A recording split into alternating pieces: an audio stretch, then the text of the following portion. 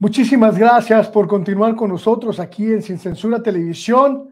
Este segmento, en ausencia de nuestro queridísimo Vicente Serrano, un servidor, Luis Guillermo Hernández, doy pues la bienvenida. Gracias por continuar con nosotros. Gracias también por estar en este espacio.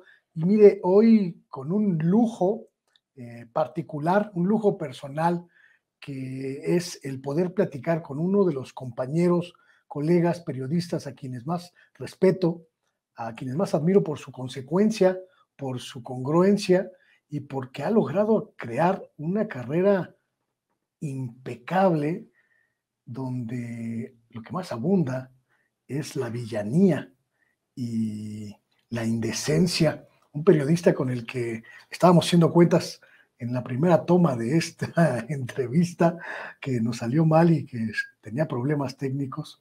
Nos conocemos desde los 90, cuando estábamos allá en el periódico Reforma. No era lo que hoy es. Y desde entonces, pues hemos ido caminando muy en paralelo. A veces nos cruzamos en las carreras, en los medios, y hoy me da mucho gusto volverlo a encontrar. Mi querido Paco Cruz, Francisco Cruz, un lujazo, maestro, tenerte aquí. Luis Guillermo, no, hombre, siempre va a ser un placer platicar contigo. Mira, ¿de cuántos años hablamos? 96, 97 para acá. Y tienes razón, nos hemos cruzado muchos. Hemos trabajado juntos en varios proyectos grandísimos, ciertamente, y seguimos aquí. Seguimos aquí. Y tú sabes, lo que yo pienso de ti, yo lo he dicho al aire, Luis Guillermo. Remando contracorriente, Paco. Siempre, siempre. Pero aquí estamos, Luis Guillermo. Fíjate que tenía mucha esa idea en la cabeza. Cuando uno como periodista tiene posibilidad de conocer el medio, pocos periodistas valen la pena y pocos periodistas se quedan en la línea de la honorabilidad. Por eso me da mucho gusto tenerte, Paco, esta noche para hablar de dos temas. El primero de ellos importantísimo, que es quizá lo que nos tiene a todos más en este momento interesados, lo que está pasando en la Corte, lo que está pasando en el Poder Judicial, este asunto de los fideicomisos, que es solo, Paco, una pequeña punta de un iceberg de corrupción, de privilegios que comenzaron justo allá, en los años 90, cuando Ernesto Zedillo en el 94, 95... Diciembre de 1994 envió una iniciativa de reforma. Desde entonces arrastramos un poder judicial prácticamente monárquico, con una élite enquistada allí y con aparatos en muchos casos inservibles. Sí, mira, Luis Guillermo, regularmente ahora cuando nos referimos al Poder Judicial y a la Suprema Corte, los ligamos al narcotráfico, al crimen organizado, al privilegio de proteger a delincuentes de cuello blanco, pero la Suprema Corte es un hoyo negro de corrupción. Más que eso, mira, nada más hay que ver. Yo lo que digo es que hasta el 30 de noviembre de 2018, el Poder Judicial, la Suprema Corte, que es su principal rama, y el Consejo de la Judicatura funcionaron como un marranito, pero mejor recompongo la palabra, como un cochino en engorda, ¿sí? Eran el brazo operativo de la Presidencia de la República, el brazo operativo jurídico. ¿Sí? La Consejería Jurídica de la Presidencia era un cero a la izquierda porque tenían a todos los ministros haciéndoles el trabajo. Mira, solo hay que ver, por ejemplo, el origen y las reformas a la Constitución. Ellos eran el brazo operador de la Presidencia de la República. ¿Cuántas reformas constitucionales hizo Enrique Peña Nieto? 155. Era un tipo ignorante, corrupto, incapaz, y nunca le dijeron nada. Le apoyaron todo. Apoyaron la guerra de Felipe Calderón. 110 reformas constitucionales. Jamás alzaron la mano.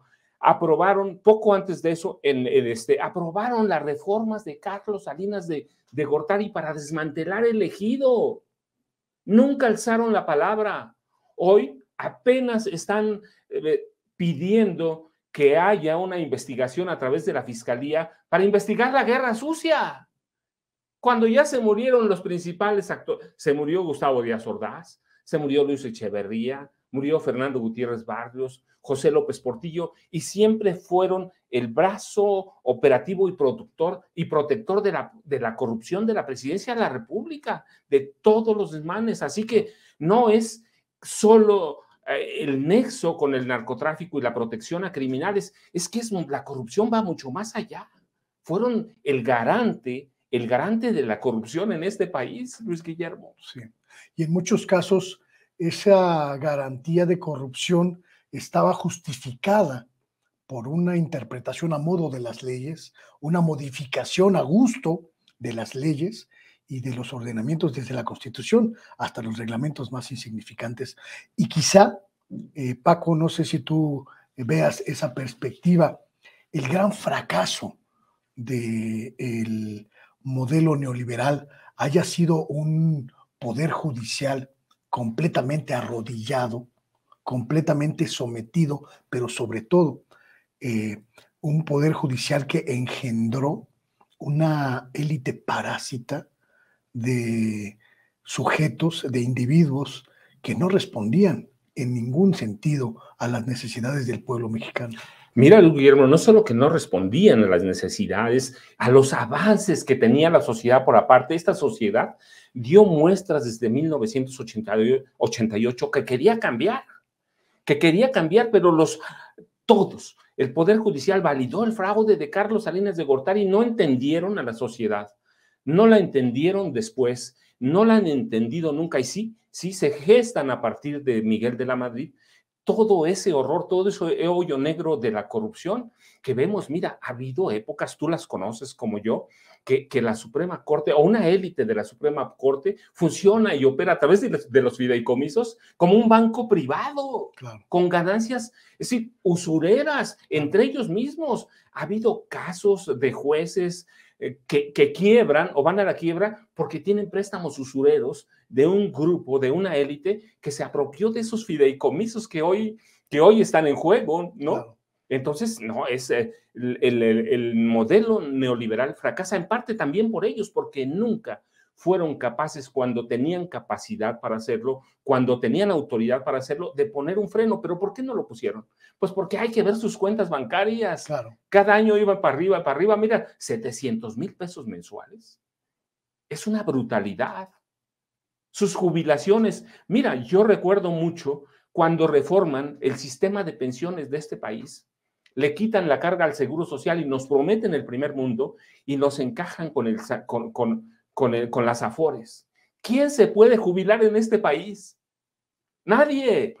Yo conozco gente que ya se ha jubilado a través de las Afores y tienen una jubilación de miseria. Irrisoria. Y además es limitada. Claro. En cambio, ellos tienen una jubilación de por vida, casi al 100% de su salario, tienen 2 autos blindados que le regalan cuando se van, ¿sí? Con dinero que compraron de nuestros impuestos. Claro. Así que es un nido de corrupción, de protección a empresarios.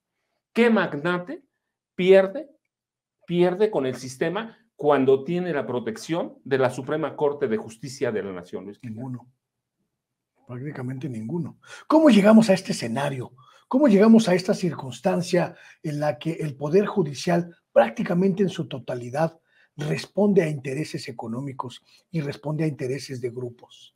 Mira, porque el presidente de la República, y ellos lo entendieron a partir de la reforma de Zedillo, ya lo sabían desde antes. Mira, yo recuerdo casos, por ejemplo, en el gobierno de Miguel Alemán, que ya estaban sometidos, había en esa época, fíjate, 46, 47, en el 52, había ministros que conocían la corrupción de Miguel Alemán, tenían los documentos de la corrupción, pero como Miguel Alemán fue muy hábil, y luego el presidente Ruiz Cortines también fue muy hábil en el sentido de la corrupción, les dio todo. Así que los ministros aprendieron que ellos podían ser el brazo operativo sin tener que mancharse, sin tener que ensuciarse nada, y solo recibir dinero, y cada año cada presidente les fue dando más hasta llegar a los 84,000 millones de pesos, que tú dices, mira, ¿recuerdas en 2009, en el 11 de octubre de 2009, 44,000 empleados de la Compañía de Luz y Fuerza del Centro? De un plumazo fueron borrados. De un plumazo. Nadie dijo nada. Margarita Zavala, que ahora defiende a los fideicomisos, fue un brazo operativo de Felipe Calderón. 44,000. ¿Cuántos empleados tiene el Poder Judicial? 55,000. Ujú. Hoy los defiende todo el mundo, pero en esa época 44,000 empleados. Pero además, la Suprema Corte, el Poder Judicial validó el saqueo a las instalaciones de la Compañía de Luz y Fuerza del Centro. ¿Sí? ¿Cómo llegamos a eso? Pues porque aprendieron siempre que eran impunes, que si servían al Poder Ejecutivo, que si lo servían, ellos iban a engordar como marranos. Y yo digo, eran marranos en engorda, Luis Guillermo. Hay que ver toda la clase de porquerías que hacían, que hacen, ¿sí? Y el 30 de noviembre de 2018, de pronto descubrieron que pueden ser independientes. Claro. Cuando vieron que se les agotó aquel marranito, que ya no iban a engordar tanto, descubrieron que eran independientes. Y claro, también descubrimos nosotros, que ya lo sabíamos y lo hemos documentado en otras ocasiones, que pertenecen a grupos políticos definidos y que esos grupos políticos de Carlos Salinas de Gortari, de Felipe Calderón, de Enrique Peña Nieto, de Ernesto Zedillo Ponce de León, los iban a proteger siempre y se iban a proteger con ellos. Sí, se hicieron un brazo político de la presidencia de la República hasta el 30 de noviembre de 2018. Así que llegamos aquí, ¿por qué? Porque descubrieron que la corrupción les daba más beneficios que atender a una población a la que tenían que atender, que es la que les paga a través de sus impuestos. Claro. Sí, se hicieron políticos también, y porque cometió Zedillo una serie de errores que fueron a propósito, ¿va? Sí, nunca propusieron elegir a los jueces, a los ministros, a los magistrados, como se elige a cualquier otro servidor público.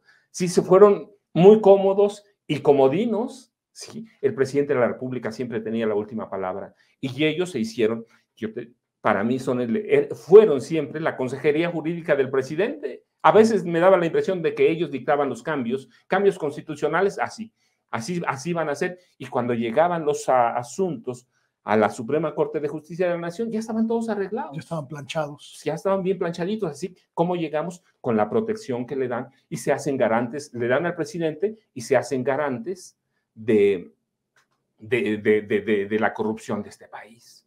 Coincido mucho contigo en esa visión porque creo que el modelo neoliberal, Paco, encontró una fórmula perfecta para llegarse a alianzas. El dinero público, ¿no? Suministrar el dinero a manos llenas a las organizaciones no gubernamentales, a los medios de comunicación, a los jueces, a los magistrados, a los políticos, es decir. Y a los empresarios, mira, además casta, de que ¿no? Los protegen, los empresarios, mira, yo recuerdo mucho hace años, cuando estábamos todavía en Reforma, hice un trabajo con otro amigo, con Marco Antonio Durán, en el que descubrimos que cada año le perdonaban a los empresarios 600,000 millones de pesos. Claro. De la nada. Claro. De la nada. Y esos eran perdones que venían desde José López Portillo, porque no quería enfrentarse con ellos, así que les empezaron a hacer un perdón fiscal, perdón de una deuda, perdón de otro. Entonces, el dinero daba para la corrupción de los políticos, de los líderes partidistas, pero también de los empresarios, claro, de los jueces, de los magistrados. Es decir, el dinero les dio a ellos todo. Mira, nada más hay que verlo. Sí, el gobierno de Felipe Calderón recibió, con documentos de Hacienda y del Banco de México, recibió 400,000 millones de dólares por la venta de dólares, por la venta de petróleo, Luis Guillermo. ¿Y qué hay?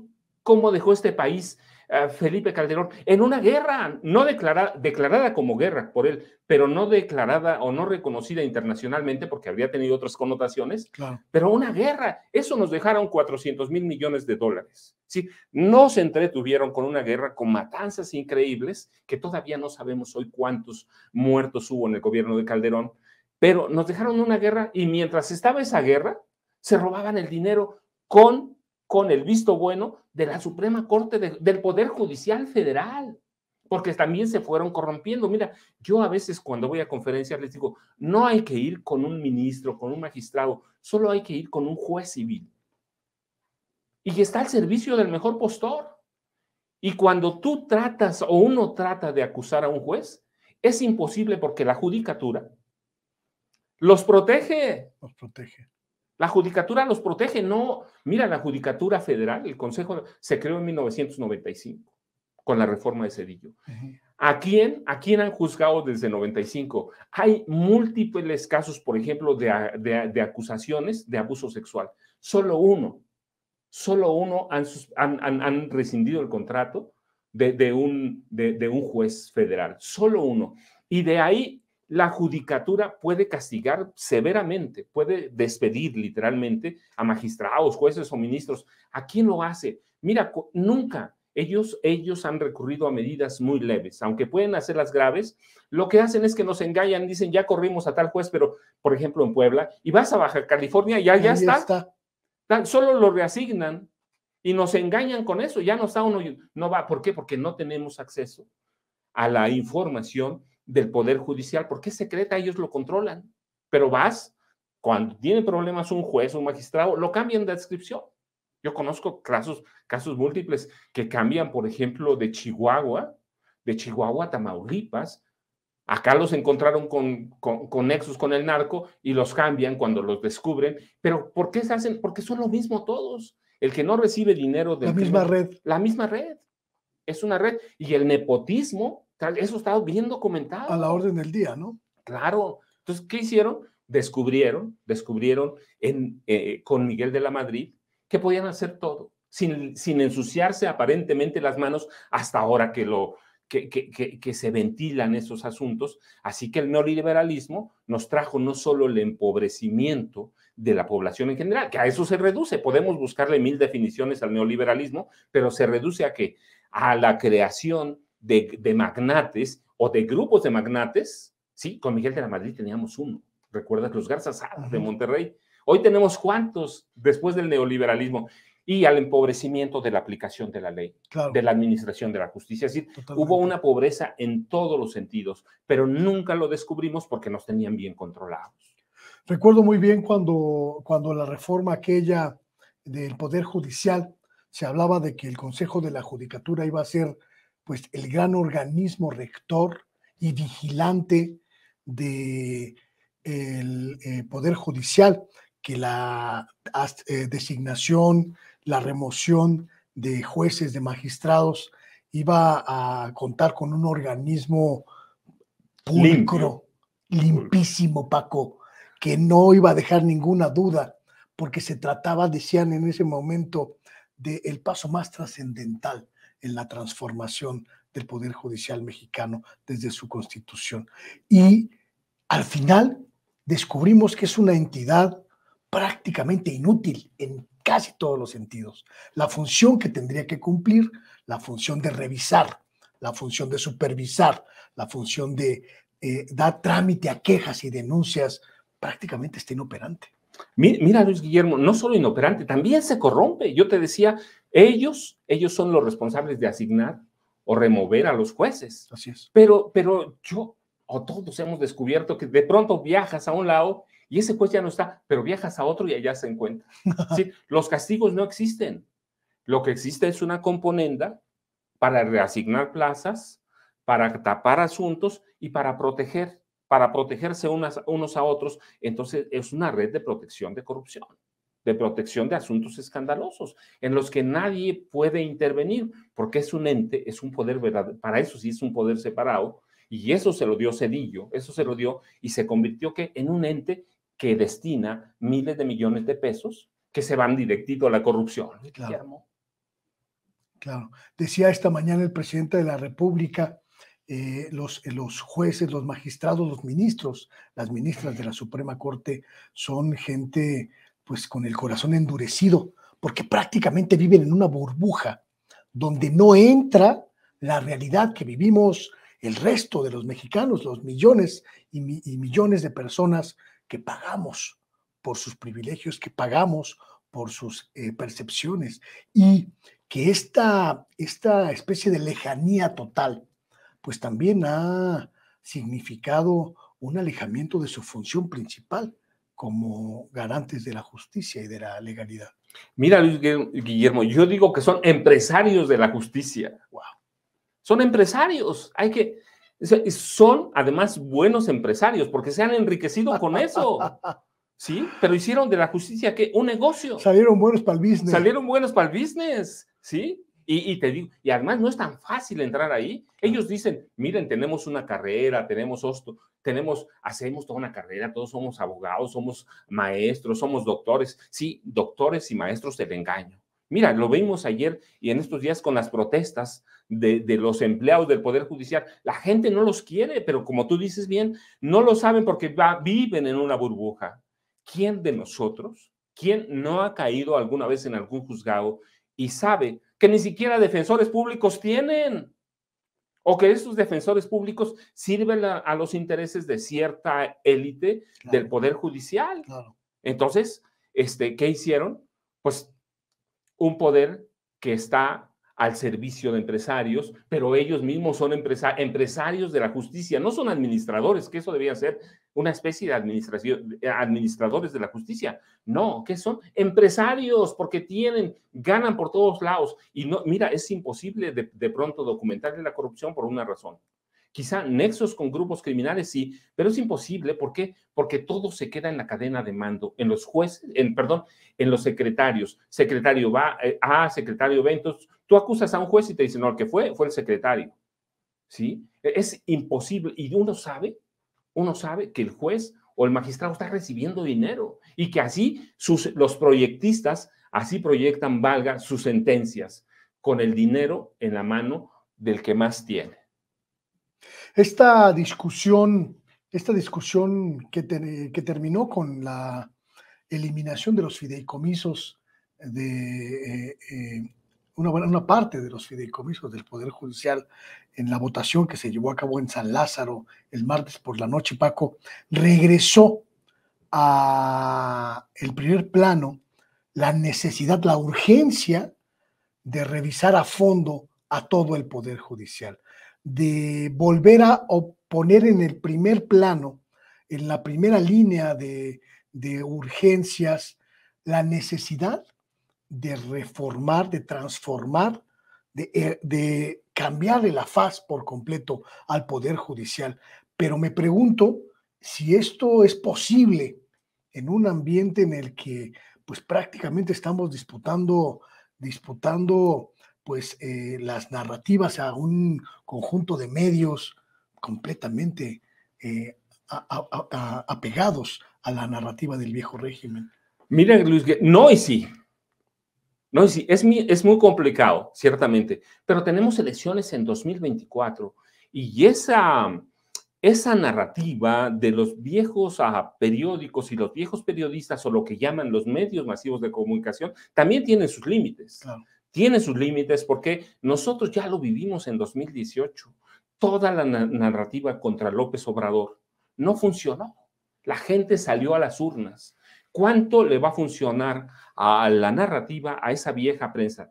Bueno, todavía hay que reconocerlo, todavía tienen influencia, tienen dinero, tienen grupos muy poderosos. Mucho. ¿Sí? Toda la ultraderecha está con ellos, pero la gente no está dormida y lo importante de este gobierno es que ha politizado a mucha gente. Yo vivo en un pueblo, tú sabes, o en uno en el Valle de Toluca o en uno en Tierra Caliente.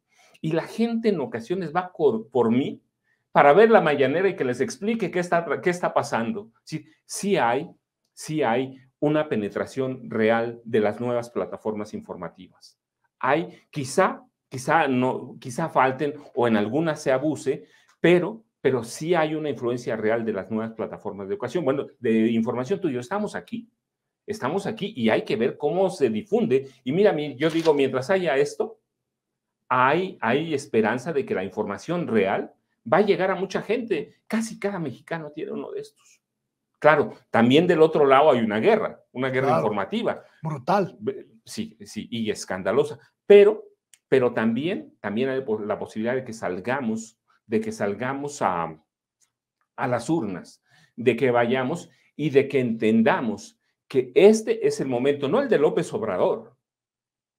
López Obrador tenía un camino hecho. López Obrador se va el 1 de octubre de 2024, pero queda un país.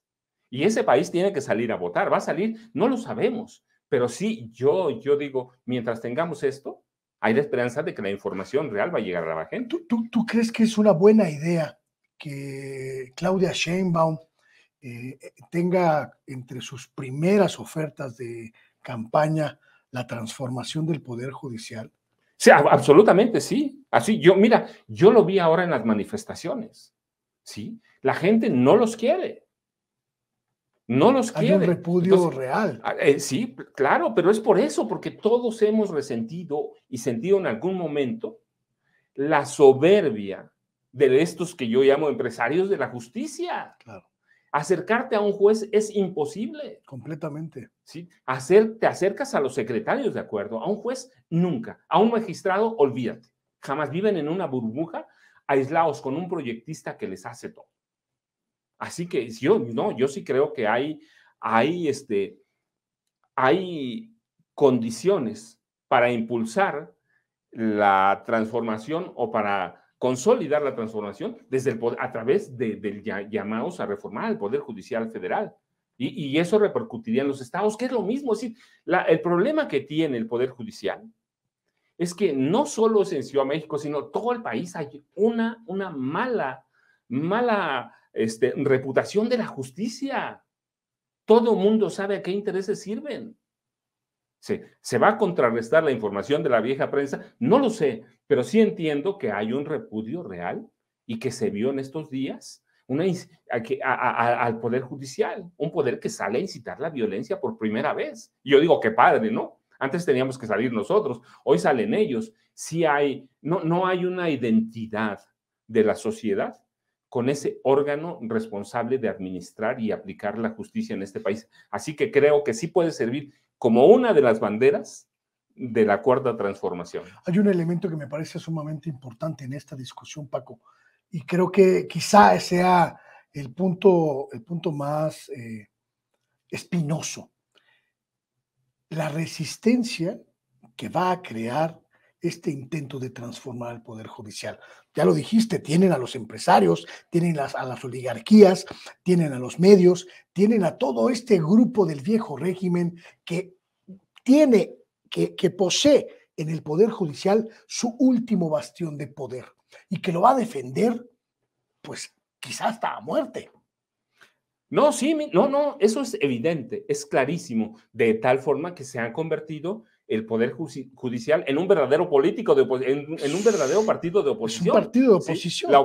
oposición no es el PRI, no es el PAN, no es el PRD, que hay que ver nada más la opinión de la gente. En el PRI hasta 70% de la gente no No se votaría jamás por opone. ese partido. Claro. La imagen que tiene Xochitl Gálvez, por ejemplo, está evitando a todos esos líderes, pero al mismo tiempo los cobija, los arropa. No, sí creo que, y estoy convencido, además las evidencias están ahí, que el Poder Judicial se ha convertido en un verdadero en un verdadero partido de oposición, en un partido Claro. político.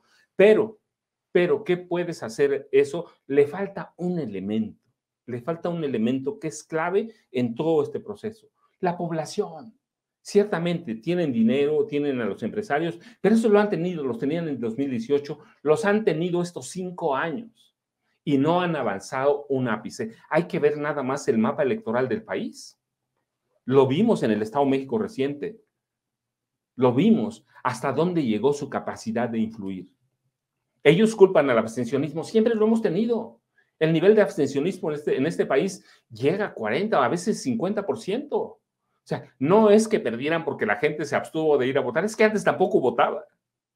Tampoco, a veces el abstencionismo puede verse como una protesta, pero en otras también puede interpretarse como parte de una población que está viendo que el país marcha bien y es una población a la que no le interesa meterse en la política, pues está para los políticos. Entonces, yo sí creo que las elecciones del Estado de México marcan un derrotero de que sí se puede, de que hay condiciones y que el Poder Judicial no ha visto ese problema como no lo veía Peña Nieto, no lo veía Calderón, no lo veía Fox, y no entendieron que sí tenemos necesidad de un cambio desde 1988, a lo mejor antes, pero en 88 se mostró clarito. Así que quien diga que no podemos, no, sí se puede. Nos vamos a tardar, nos hemos tardado, pero hoy está más cerca y esa población sí sale a votar, Luis Guillermo. Yo sí creo que todo ese conjunto de organizaciones, de empresas o instituciones, buenas o malas, que están con el viejo régimen, tienen un problema. No conocen hacia afuera y no conocen porque ya lo dijiste, caminan en una burbuja y así caminaron por décadas. No saben cómo salir, cómo le Mira, yo digo, ¿cómo le enseñas a Claudio X González a hacer política? Viene, es un personaje que viene desde el grupo de Luis Donaldo Colosio Murrieta y no ha aprendido nada. No ha aprendido nada desde entonces. Entonces, ¿qué van a hacer? Mira, hoy hacía una revisión de algunas empresas que tienen la capacidad, que son solo dos en el país, de llegar casi al 100% de la población de este país, al 100. Una es Bimbo. La otra es FEMSA, la de Coca-Cola. ¿Y en qué han influido? En nada, porque son comerciantes. Son comerciantes, conocen el valor del dinero ahí, pero no conocen lo que está pasando a esa población. Y eso les está pasando ahora al Poder Judicial, a Claudio X González, a todos ellos. Pueden llegar al 100% de la población entre los dos, con Televisa, claro, que llega su propaganda. Sí, pueden llegar al 100%. Sí, pero siempre lo han podido llegar, bueno, de unas décadas para acá. ¿Y en qué influyen? Ellos no influyen en nada. Influyen en comprar y vender. En lo otro, el comportamiento político de la población es otra cosa. Ese no lo entienden. Yo te decía, te ponía el ejemplo de Claudio X González. Pues desde Luis Donaldo Colosio Murrieta hace política, hace grilla, no política, grilla, hace grilla más que política. Y no le atina, ¿no? Y nunca Nunca le atina, ¿no? Desde que él tomó las riendas de la oposición, ¿cómo está? El PRI está a punto de desaparecer. En debacle total. Pues claro. Entonces, ¿qué tienen? Pues que no conocen lo que está pasando fuera de recibir 5 pesos, 1 peso, 20 pesos, no conocen para atrás, ni para afuera. Viven en esa burbuja pensando, mira, yo antes decía, ¿te acuerdas? Yo tengo un libro que se llama Los hijos del imperio. Yo decía, ¿por qué los empresarios, levantaba esa pregunta, que es una pregunta retórica, ¿por qué han hecho lo que han hecho? Y yo decía, pues porque nos conocen bien, nos conocieron bien, nos estudiaron por décadas, pero después del neoliberalismo se les olvidó hacer su tarea y nos dejaron libres, y en esa libertad empezamos a mostrar signos y señales de cambio que no entendieron. ¿Por qué? Porque se quedaron en sus burbujas, así que no han aprendido y no van a aprender de aquí al primer domingo de junio de 2024. Eso no se hace un día, eso se construye con años. Desde Luis Donaldo Colosio no ha aprendido nada, no va a aprender. Sí, hay alumnos que tenemos, compañeros que nunca aprendieron nada en el periodismo y nunca van a aprender ya. Pues es el mismo caso. Es el mismo caso. Los empresarios pueden ser buenos para hacer dinero, para hacer negocios, pero para hacer política ya se vio que están negados.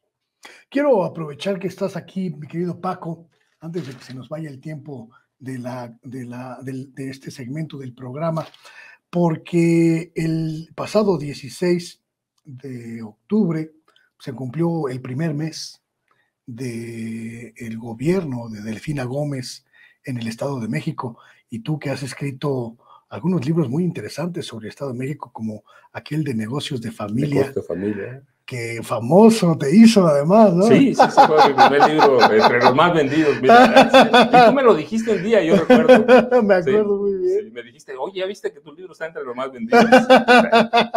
Te mando saludos, Arturo Montiel, por cierto. Mira, sí, es la familia completa. Es la familia completa. ¿Qué has visto de este primer mes del gobierno de Delfina Gómez que llegó a sacar del poder a este grupo Atlacomulco, Paco? Mira, yo tengo que ser sincero, Luis Guillermo. Acabo de hacer una gira 3 días por el Valle de México, aquella zona que comprende municipios como Zumpango, que es muy desconocido, Cuautitlán Izcalli, el municipio de Alejandra del Moral, Ecatepec, una parte de Coacalco, una parte de Tlalnepantla. Yo algunas cosas digo, pues la maestra tiene que tomar su tiempo, pero hay otras que son peligrosísimas, Hace 2 semanas empezó el Cártel Jalisco Nueva Generación, una campaña de aniquilación. Yo te mostraba hace rato que son cosas que no mostramos Sin Censura, que me entregaron de mano fotos, por ejemplo, de descabezados. Hay una ejecución de un tipo que dices, es una sí, pero por la forma que le hicieron y el mensaje que mandaron, más de 100 disparos de un arma de guerra.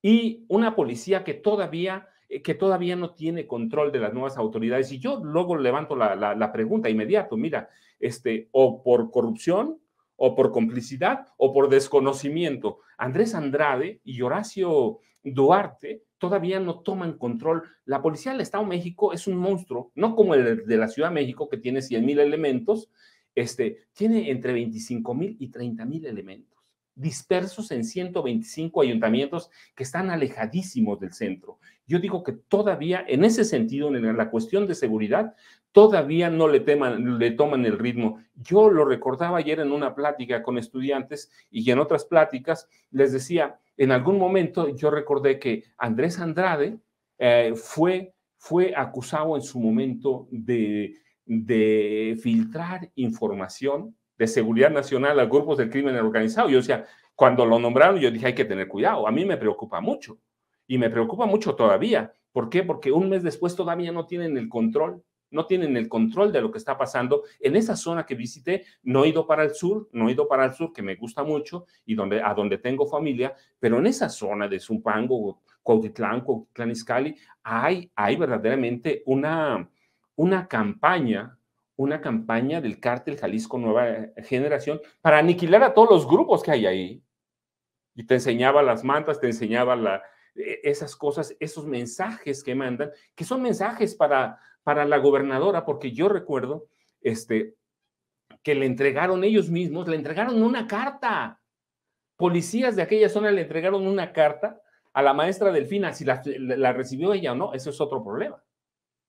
Pero le entregaron a su equipo una carta en la que denuncian los mismos policías, que es a donde se ve el problema, denuncian todo este problema que yo vi en estos días en esos municipios.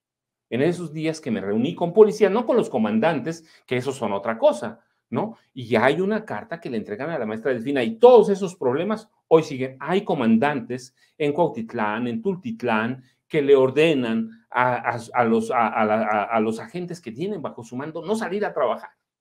Y los agentes, como está la situación, prefieren no salir a trabajar y entregar cuotas de 3,000 o 3,500 pesos a sus superiores porque los dejen tranquilos. ¿Por qué? Porque tienen temor de que los vayan a matar. Sí. ¿Qué papel crees que ha jugado en estos 30 días, en este mes que ha transcurrido Andrés Andrade Telles? Creo que la tarea de reestructurar la policía del Estado de México es quizá pues la más titánica de todo el país porque implica una profundísima corrupción, esta dispersión geográfica de la que haces referencia, pero también pues una serie de valores enquistados por décadas en esa corporación. Por décadas, y mira, déjame decirte, además que es una corporación que tiene bases que forjó Genaro García Luna. Así que para que tengas una idea, hasta el 20 de septiembre de... Podrido de lo podrido de lo podrido, ¿no? Pero claro, hasta el 20 de septiembre de 2020, la secretaria de Seguridad Pública fue la mano derecha de Genaro García Luna, Maribel Cervantes Guerrero. Esa es la misma estructura que viene trabajando. No cambiaron comandantes, no cambiaron subdirectores, directores. El trabajo de Andrés Andrade Telles es pero titánico. Yo decía, ojalá no sea colusión, pero yo lo pongo sobre la mesa porque siempre digo, no hay que dar luz verde, y menos en un estado cuya policía ha trabajado por décadas de la mano de la corrupción. Recuerda, en algún momento salió de ahí el hombre que era considerado el peligro más grande de México, el enemigo público número 1, ¿sí? Bandas de secuestradores, de todo. Entonces, yo digo que todavía no le agarra el ritmo, todavía no entiende cómo funciona ni opera el Estado de México y todavía no conoce a toda la policía, no conoce siquiera a toda la planta de comandantes. ¿Crees que esta dinámica de las mesas de coordinación para construir la paz, que es creo yo, la principal apuesta del gobierno de Delfina, puedan ser eficaces tomando en cuenta el reto colosal? Sí, pero mira, yo lo he dicho, no ahora, lo dije meses antes, desde mayo de 2022, cuando vislumbraba que Alejandra del Moral Vela iba a ser la candidata del PRI, y lo dije abiertamente, ella va a ser. Yo lo que digo es, y sostengo desde entonces, es que urge una reorganización de la policía, pero regionalizarla bien. Es decir, no puedes enviar a un policía que hoy está en Tlalnepantla, pasado mañana, a Tejupilco, por ejemplo, que tienen problemáticas distintas, que son grupos distintos, dicen, lo hacemos para mover, para evitar el enquiste o la corrupción de los comandantes. No, no puedes hacer eso. Tienes que regionalizar a la Policía del Estado de México, entendiendo las problemáticas de los municipios del Valle de México, que es una dinámica distinta. ¿Sí? Operan todos los grupos de la Ciudad de México, con una población como Tejupilco, como Tlatlaya, como Valle de Bravo, que tiene otras condiciones geográficas y otros intereses. Así que Andrés Andrade Telles, Horacio Duarte, que tampoco puede chisparse de ese problema, claro, tienen una situación delicada, pero la primera es entender cómo fueron armados los cuerpos policíacos del Estado de México. ¿Crees que desmantelar las redes internas en la corporación policíaca sea una medida eficaz? A mí me parece que si hay un estado, una entidad donde moverle un poquito a ese avispero puede generar un caos tremendo, es Estado de México. Pues mira, lo tienen que hacer. Así como hablamos de la necesidad de reformar al Poder Judicial, pero desde abajo, desde las raíces, la Policía del Estado de México tiene que ser reformada también así. Claro, tiene que hacerse con tiento y tiene que hacerse con conocimiento de causa. Si tú vas a hacer una regionalización y vas a despedir, digamos, a todos los policías que operan en una zona y no entiendes cómo funciona y no tienes quien lo reemplace, va a ser un avispero de violencia. Claro. No, yo creo que sí puede funcionar, pero tienen que entender las condiciones de cada región del Estado de México. Del Valle de Toluca no es lo mismo que el Valle de México. Claro. Entonces sí creo que funciona, creo que tienen que reorganizar a toda la policía, pero les va a llevar tiempo. ¿Cuánto tiempo les damos? No, mira, yo les doy para conocer bien y para que presenten un programa, 90 días. Tienen 3 meses, porque además tuvieron los meses de campaña. Claro. ¿Cuántos meses tuvieron en campaña? Claro. Y segundo, no es gente desconocida. Claro. La maestra Delfina es originaria de Texcoco. Sabe perfectamente conoce lo que bien. está pasando ahí. Fue senadora, fue Claro. secretaria de Educación. Claro. Así que de pronto me preocupa, pero digo, tienen que tener de aquí a enero, febrero, para presentar. Aquí está el plan de reorganización policial. Este es el programa de combate a la delincuencia y a la delincuencia organizada. Es decir, tienen que tener, sí entiendo que tienen que tener un periodo de gracia, no es lo mismo estudiarlo en la campaña que llegar y decir, mira, tenemos a 30,000 policías y la corrupción opera así. No, que ya conocerlo adentro y decir, no, ¿cómo quito a estos cuates? El proceso de descomposición prácticamente generalizado en todas las estructuras del gobierno estatal, Paco, también hace muy difícil que los cambios puedan ser tímidos, puedan ser pequeños, tienen que ser radicales para que se noten, para que digamos, Delfina está gobernando. Pero además hay otra cosa que me parece que es muy importante, no sé si tú la consideres. Yo, desde el primer minuto del 16 de septiembre, ya considero que Delfina tiene un peso encima que es muy grande, no solo ser la gobernadora del estado más grande en términos electorales, sino también una figura que va a tener que consolidarse y comprobar que merece el título de líder de la izquierda de hoy. De la izquierda y de un Estado que está ansioso de cambios. Yo te decía desde 88, porque registro bien cada cambio político en el Estado de México. No, tiene que mostrarlo casi inmediato. Yo sé que tiene un poder judicial controlado por los legionarios de Cristo. A mí me queda claro, los legionarios de Cristo están muy metidos en el poder judicial del Estado de México. Esa fuerza está cañona, ¿sí? Y es un poder que controlan Enrique Peña Nieto, Alfredo del Mazo Maza. Si no es tan fácil, tienen enquistados también al Grupo Atlacomulco en el Instituto Electoral del Estado de México. Es decir, hay instituciones que van a estar controladas por ese viejo poder, por ese viejo grupo que era Atlacomulco, que ya desapareció, pero no va a desaparecer de la noche a la mañana. Claro. Sí, va a seguir respirando. Claro. Hay enquistados en el Colegio Mexiquense, en la Universidad Autónoma del Estado de México, ahí en Toluca, que es un nido de priistas. Un hervidero de priistas, ¿no? ¿Sabes? Ni se acerquen por ahí porque huele es un a... santuario de priistas. Ahorita huele a muerto ahí, Sí, ¿no? claro. pero es un santuario. Entonces, ¿qué vas a hacer? Pues sí tiene que tomar algunas medidas que tienen que verse inmediato. Y yo digo, 90 días, ¿sí? Y luego también tenemos que esperar a las elecciones. Creo que la maestra en ese contexto lo vi en la campaña, ha sido muy prudente y creo que hay cosas que no hace para no mover el avispero de aquí a las elecciones. Después de las elecciones, creo que la maestra va a mostrar, o está obligada a mostrar lo que tú dices, ese liderazgo que necesita la izquierda de este país. O sea, no me atrevo a decirlo, pero lo tengo que decir. Prácticamente es la primera candidata presidencial de 2030 en este momento. Como cada gobernador del Estado de México. Pues por el poder que tiene electoralmente, ¿no? Absolutamente. Sí, y Delfina está obligada a demostrar que puede con esa tarea, ¿no? Que puede con esa y que puede con más. Por supuesto. Lo contrario, ahí se va a quedar. ¿Qué papel va a jugar Horacio Duarte? Porque lo vimos ya prácticamente desde el primer momento de este gobierno, pues devoró prácticamente por completo a Higinio Martínez. Mira, pues es también una tarea de él, y la primera va a empezar por la seguridad pública. Sí, no se le puede delegar todo, aunque lo tenga, al secretario de Seguridad. ¿Por qué? Porque él es el responsable de la política interior. Tiene que lidiar con todos los grupos de la extrema derecha, tiene que lidiar con el PAN, tiene que lidiar con el grupo Atlacomulco, ¿sí? Pero también tiene que con lidiar, los grupos internos también con los grupos de Morena, internos, ¿no? de Morena, claro, pero ahí va a mostrar. Así como la maestra Delfina es la primera precandidata presidencial de este país. Él es el primer precandidato a la gubernatura del Estado de México. Claro. Sí, en Absolutamente. 2029. Absolutamente. Así que esa es la tarea de ellos dos, ¿sí? ¿Cuál crees que tenga que ser su prioridad, además de la seguridad? Infraestructura, salud, pues prácticamente el Estado de México es una ruina en todos los sentidos. La redistribución del ingreso. Y eso sí se puede hacer inmediato.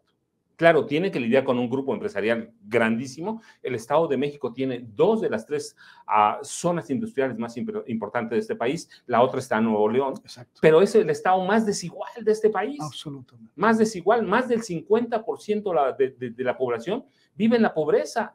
3 millones en pobreza extrema. Y de ese 50%, todavía otros 3 millones de personas viven con carencias. Es decir, es un Estado en el que está mal distribuida la riqueza, en el que los programas gubernamentales se usaron como electoreros. Claro. Entonces, ¿qué tiene que hacer? Verdaderamente, ahí sí creo que tiene que haberle aprendido al presidente Andrés Manuel López Obrador cómo redistribuir la riqueza, cómo hacer entender a los empresarios que en un estado como ese necesitan redistribuir la pobreza. De lo contrario, mira, yo escribí en 2010, escribí que había poblaciones en el Estado de México, la recuerdo porque vienen en el libro, Tejupil, Colubianos, Tlatlaya, que tenían solo dos opciones, o migrar a Austin, a Texas, o servir como un gatillero al servicio del crimen organizado. Entonces, esa es una tarea de la maestra, la primera para mí, incluso más que la seguridad, ¿eh? La primera, redistribuir el ingreso. ¿Cómo le pides a la gente que no se involucre en actividades delincuenciales o criminales si no tienen para comer? Claro. Yo no digo que la pobreza es la profundísima desigualdad, sí, ¿no? Sí, la desigualdad. Y eso sí puede hacerlo, y hay enseñanzas del gobierno de Andrés Manuel López Obrador, que lo hizo desde que fue jefe de gobierno en la Ciudad de México. Claro. Así que eso sí creo que esos 18 millones de habitantes se merecen tener un gobierno de primer mundo, y eso lo tiene que demostrar la maestra. ¿Tú crees que haya, yo casi creo que no, pero no, te lo pregunto tú que eres más conocedor, ¿crees que haya revisión del pasado inmediato, revisión de la corrupción, ajuste de cuentas con quienes saquearon el erario mexiquense? Mira, no creo inmediato, pero sí creo que debe haber. Estoy convencido que debe haber. ¿Sí? Si no vas más atrás, a partir de Arturo Montiel Rojas, sí, porque la corrupción fue profundísima. Los negocios de familia, decías, ¿no? Los negocios de familia, mira, ahí nacen negocios de familia. De Arturo Montiel Rojas, que se hizo millonario brutalmente en la gubernatura. De Enrique Peña Nieto, que saqueó al Estado. De Erubiel Ávila, yo lo decía en la campaña, tienen acusaciones, por ejemplo, cuando aquí en la Ciudad de México hablamos de un fraude inmobiliario, allá lo tenemos desde Arturo Montiel, Enrique Peña Nieto, Erubiel Ávila y hasta Alfredo del Mazo Maza, 165,000 millones de pesos documentados. 5,000 millones de pesos de Alejandra del Moral para el cochinito de la campaña. No, sí tiene que haber una revisión del pasado, no inmediata, porque tienen que se hacen. Sí, lo que hizo el presidente es que no ha sido inmediato. Bueno, tampoco allá puede ser inmediato porque tienen al Poder Judicial, yo te decía, al Poder Judicial controlado por los legionarios de Cristo, pero sí tiene que haber una revisión porque hay personajes que están vivos y que verdaderamente tomaron al gobierno del Estado de México como un botín. Pues han sido 30 días, pero seguramente apenas vamos viendo de qué se va a tratar esta pues, necesaria revolución en el Estado de México, Paco.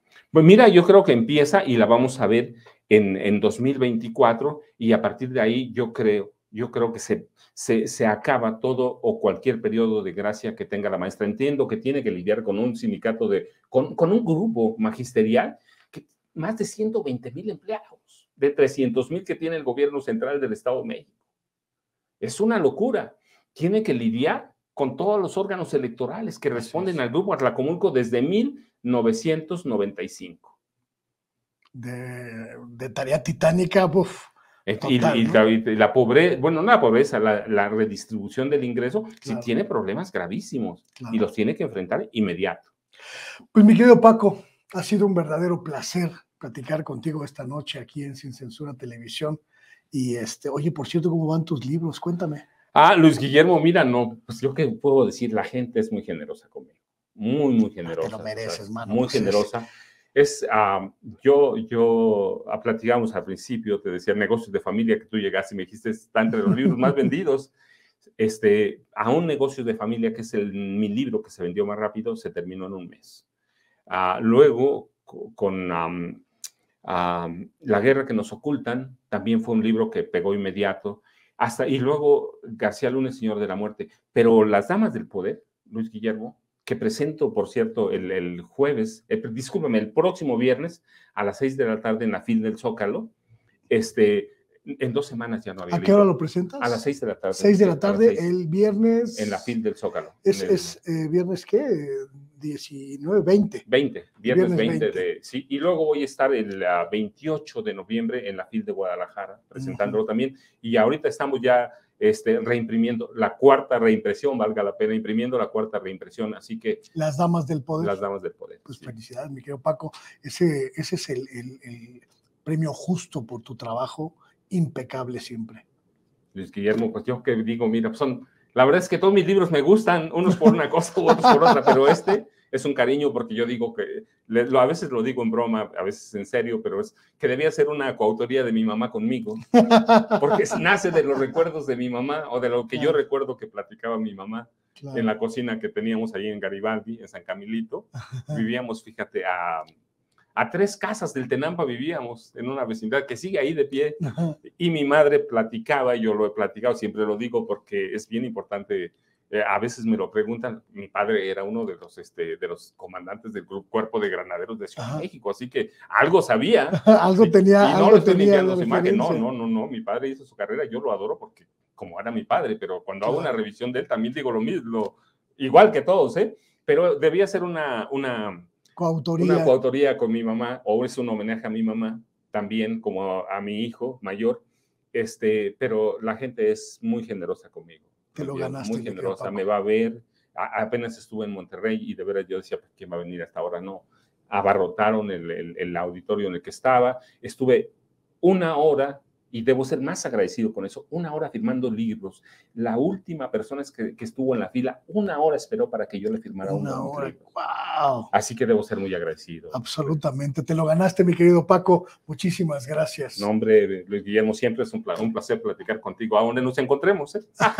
Muchísimas gracias. Y muchísimas gracias a usted que estuvo aquí en este espacio de Sin Censura Televisión, a nombre del titular de la emisión, de nuestro querido Vicente Serrano, su amigo Luis Guillermo Hernández. Le doy las gracias y le invito a que nos vea mañana desde muy temprano, muy tempranito. Toño Ruiz comienza las transmisiones, luego viene la conferencia mañanera, luego viene Vicente Serrano, y a lo largo del día la información y la programación que a usted le gusta. Así que aquí estamos y aquí seguiremos. Gracias, buenos días, buenas tardes, buenas noches. Hasta pronto.